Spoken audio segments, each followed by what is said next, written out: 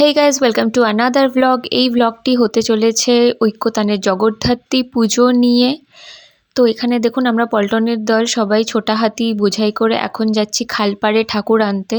তো ঐক্যতানের মেম্বার হিসাবে এটা আমার ফার্স্ট টাইম এই উৎসবে যোগদান করা। তো ঠাকুর আনা থেকে শুরু করে ঠাকুর বিসর্জন অবধি সমস্ত ভিডিওই আমি শেয়ার করার চেষ্টা করব। তো এখানে আমরা পৌঁছে গেছি খালপাড়ে, যেখানে দেখুন অনেক ঠাকুর অলরেডি তৈরি করে রাখা আছে। কারোর বাড়ির পুজো, কারোর পাড়ার পুজো, অনেকেই এসছে এখান থেকে ঠাকুর নিতে। তো এখানে দেখুন কত লোকের সমাগম, পুরো এলাকাটাই লোকে লোকারণ্য ছিল। চারিদিকে একটা উৎসবের আমেজ ছিল, সকলেই এসছে মাকে ঘরে নিয়ে যাবে বলে। আমি গাড়ি থেকে প্রচুর ঠাকুর দেখেছি, ইভেন গাড়ি থেকে নেমেও প্রচুর প্রতিমা দেখেছি। প্রত্যেকটি প্রতিমা আমার খুব ভালো লেগেছে। এখানে দেখুন একটা ডাকের সাজে ঠাকুর চলে গেল। পরপর অনেক সুন্দর সুন্দর প্রতিমা আমি এখানে দেখুন আরেকটা ডাকের সাজের প্রতিমা। আমার পার্সোনালি খুব ভালো লাগে ডাকের সাজ। এখানে দেখুন আরেকজন শিল্পী তখনও প্রতিমা তৈরি করছে।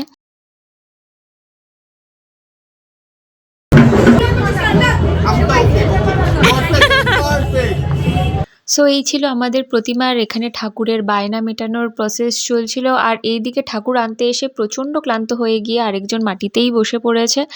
তো আমাদের ঠাকুর অলরেডি গাড়িতে তোলা হয়ে গেছে। আর এদিকে অরিজিৎ বলছিল যে আমাকেই তো সিংহটা বানাতে পারতে, সো এরকম হাত পা নাড়িয়ে ওইটাই বলার চেষ্টা করছিল।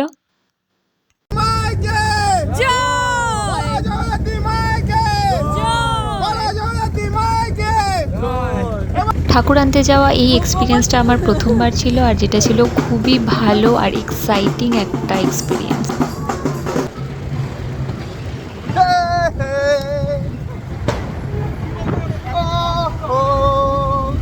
সারা রাস্তা এরকম কাউতালি করার পর আমরা প্রায় পাড়ার মুখে পৌঁছে গেছি। তখনই রাস্তায় একটা খুব সুন্দর আলো ঝলমলিত ঘোড়ার গাড়ি আমি দেখতে পারলাম। সেটা আপনাদের দেখুন এরকম জুম করে করে আমি দেখিয়ে দিচ্ছি। তো এই আমরা এসে গেছি পাড়ায়। তো এবার প্রচুর এক্সপার্টিস অ্যাডভাইস নেওয়ার পর অবশেষে এই মাকে নামানো হচ্ছে গাড়ি থেকে।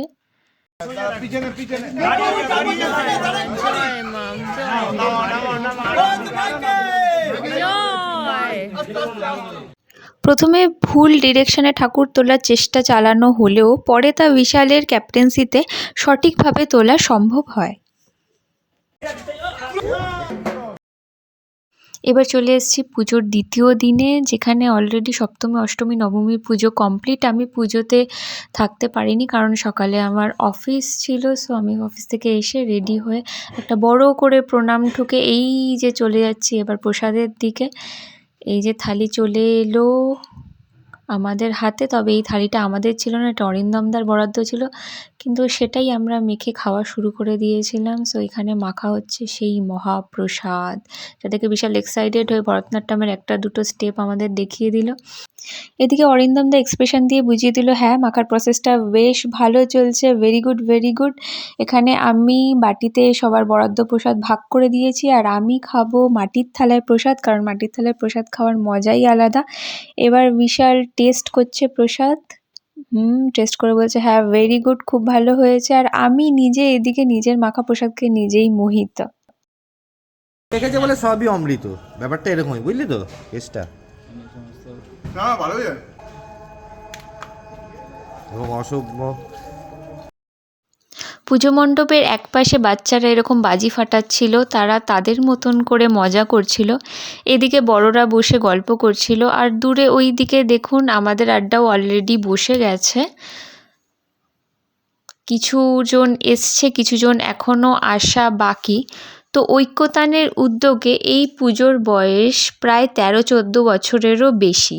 এই পুজোর সাথে অনেক মানুষের অনেক ইমোশন জড়িয়ে আছে। পাড়ার বড়রা ছোটরা সমানভাবে এই পুজোতে অংশগ্রহণ করে, এবং ছেলেদের পাশাপাশি পাড়ার মেয়ে বউদেরও সমান কন্ট্রিবিউশন আর সহযোগিতা থাকে এই পুজোতে। অসাধারণ। ফোনটা এক কড়ি আঙুলে ঘুরছি ভিক্টোরিয়া উপর।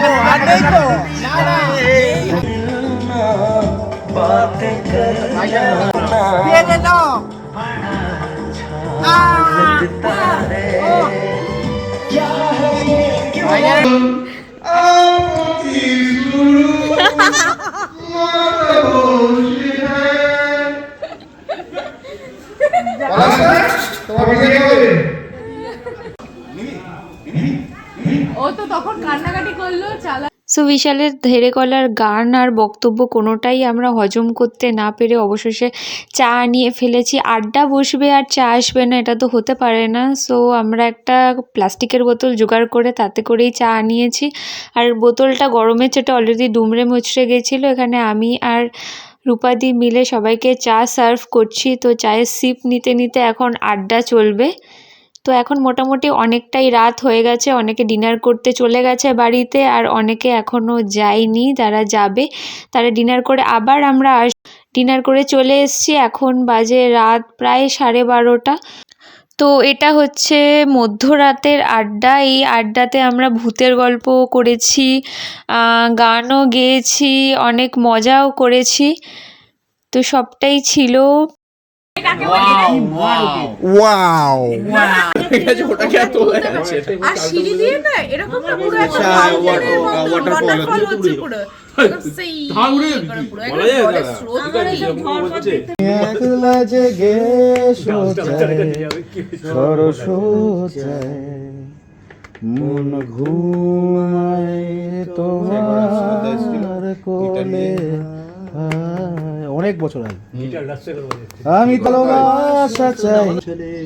কথা শোনো, তার জীবনের বাস্তব কথা, জীবনেরই কথা শোনো। তো এখানে দ্বিতীয়বারের মতো চা এসছে, কারণটা আমি বলে দিচ্ছি। কারণ এখানে কিছু মানুষ প্রত্যেক বছরই জাগে সারা রাত, তারা সারা রাত জেগে মণ্ডপে মায়ের সাথে থাকে। আর এইদিকে তাদেরই জাগিয়ে রাখার জন্য আমরা চা আনিয়েছি বোতলে করে। আবার সেই বোতল দুমড়ে মুচড়ে গেছে গরমে। সো এই জেগে থাকা মানুষগুলোর মধ্যে আমি একদমই পড়ি না। আমি তো চলে গেছিলাম একটু পরেই ঘুমেতে। চলে এসেছি ডাইরেক্ট নেক্সট দিনের ভিডিওতে। এটা হতে চলেছে বেসিক্যালি একটা ভাসান ভিডিও। এখানে মায়ের বরণ অলরেডি ডান, মাকে বরণ করে গাড়িতে অলরেডি তোলা হয়ে গেছে ভাসানের উদ্দেশ্যে। এখানে প্রথমে আমরা মাকে মালা পরাবো, মায়ের থেকে আশীর্বাদ নেব, তারপরে আমরা ভাসানের জন্য বেরোবো। আর এই ভাসানে প্রচুর মহিলারা যায়, মানে পাড়ার সমস্ত কাকিমারা, জেঠিমারা, বাচ্চারা, আমরা সবাই যাই এই ভাসানে।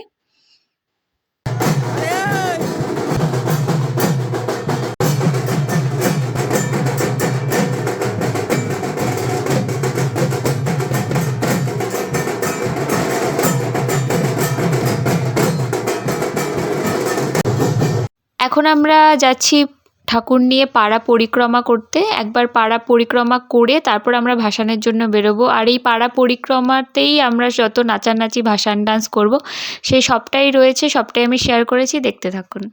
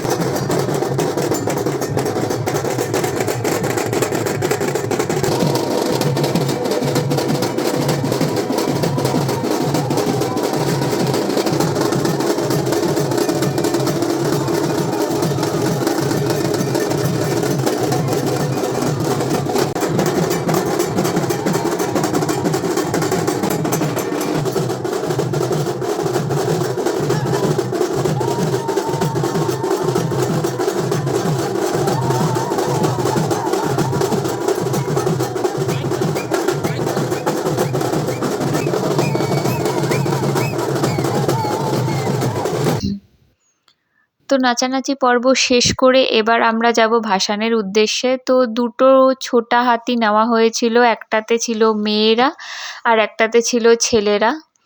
তো এই দেখুন ছেলেরা গাড়িতে উঠছে এখন। এই রাস্তায় বেরিয়ে পড়েছি, আর সারা রাস্তা জুড়ে এরকম আমরা ফুল ছোড়াছুড়ি খেলা খেলতে খেলতে গেছি। তো দেখতে দেখতে পৌঁছে গেছি বাবুঘাটে। এখানেই আমাদের প্রতিমা ভাসান হবে, প্রত্যেক বছর এখানেই প্রতিমা ভাসান দেওয়া হয়।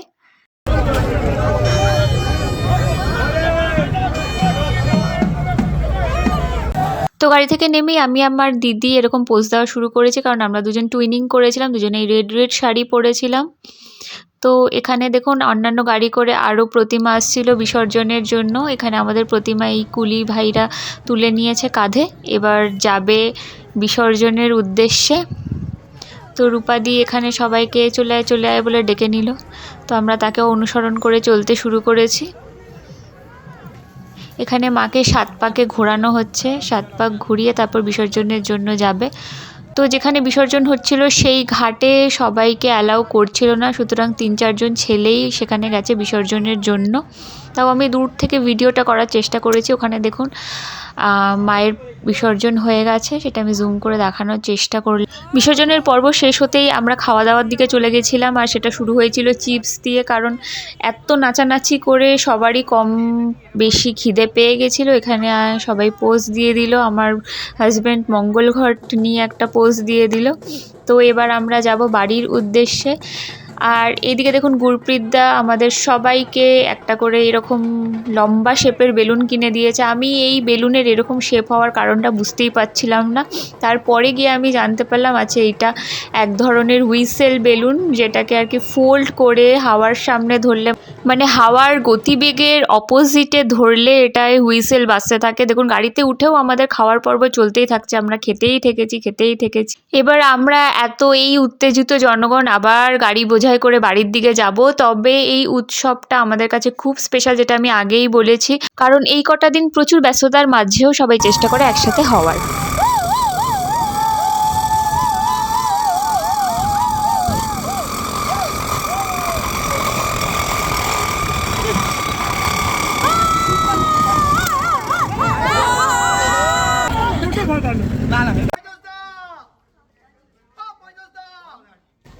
ঢুকবেন না।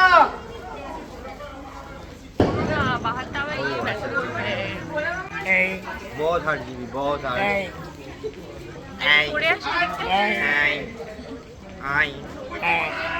आलू ले लो, कांदा ले लो।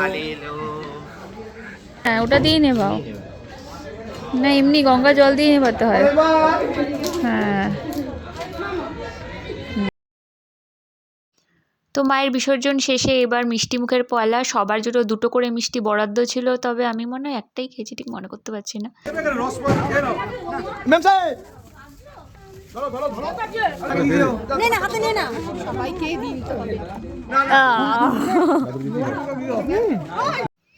তো এখানেই শেষ নয়, এবার আমরা চলে যাব রাতের খাওয়া দাওয়ার পর্বে। তো সেদিনকে ডিনারটা স্পন্সর করেছিল গৌরবদা আর রূপাদি, কারণ সেদিন তাদের অ্যানিভার্সারি ছিল, আর আমরা ট্রিট চেয়ে বসেছিলাম, কিন্তু এত রাত হয়ে যাওয়ার কারণে ম্যাক্সিমাম দোকান তখন বন্ধ হয়ে গেছে। তো এটা আমরা পাশেরই একটা দোকান থেকে আনাই, সেটা হচ্ছে আপনার পরাঠা, আর এদিকে ছিল ভর্তা। তো এটাই আমাদের ইউনিটি, এটাই আমাদের ঐক্যতানের স্পেশালিটি। দেখুন সবাই আমরা ভাগ করে খাচ্ছি, এই দিকটায় মেয়েরা খাচ্ছিলাম আর ওই দিকটায় ছেলেরা খাচ্ছিল, সবাই একসাথে আমাদের এই আড্ডাস্থলে ডিনার করে বাড়ি চলে যাই। তো ভিডিওটা ভালো লেগে থাকলে একটা লাইক করে দেবেন। Thank you for watching.